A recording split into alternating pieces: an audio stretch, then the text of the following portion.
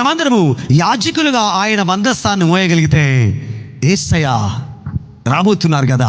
లెక్కనని చెప్పినట్టుగా ఆయన పుట్టారు, లెక్కనని చెప్పినట్టుగా ఆయన మరణించారు, లెక్కనని చెప్పినట్టుగా ఆయన 3వ దినాన్ని తిరిగి లేచారు, లెక్కనని చెప్పినట్లుగా ఆయన ఆరోహణమై ఆకాశానికి ఎక్కిపోయారు, లెక్కనని చెప్పినట్లుగా యేసయ్య తిరిగి రాబోతున్నారు. యేసయ్య వస్తున్నారు. ఎందుకంటే గురుతులు జరుగుతున్నాయి, లేఖనములు నెరవేరుతున్నాయి. యేసయ్య వస్తున్నారు. యేసయ్య రావాల్సి ఉన్నది.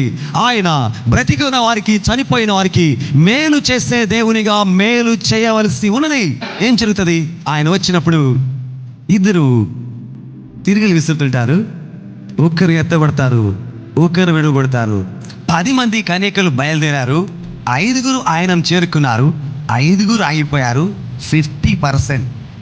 ఆ 5గురిలో మీరున్నారా? ఆ ఎత్తబడేవారు మీరేనా, నేనేనా, మనమేనా? యేసయ్య వస్తున్నాడు. ఆయన ఏ సమయాన్నైనా వస్తారు. ఆయన ఏమైనా చేయగలరు. పరిస్థితులను ఆయనకు అనుకూలంగా మార్చుకొనగలరు. ఈ 26 వెరీ డిఫరెంట్గా ఉన్నది. సంవత్సరం వేరుగా ఉంటుంది.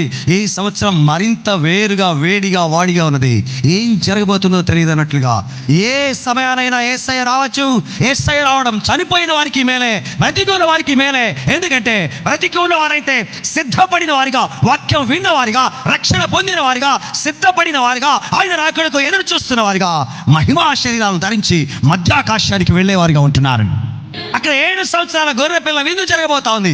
ఆ గొర్రె పిల్ల విందు అయిన తర్వాత యేసయ్య మరలా ఈ మహిమా శరీరం ధరించి ఆలస్యంగా ఆయన దగ్గరికి వెళ్ళిన వారిని, వారికంటే ముందుగా పునరుత్థానంలో మొదటిగా ఆయన దగ్గరికి వెళ్ళిన వారిని అందరినీ తీసుకొని ఆయన మరలా భూమి మీదకి రాబోతున్నారు. అప్పుడు ఆయన భూమిని 1000 ఏండ్ల పాటు పరిపాలన చేయబోతున్నాడు.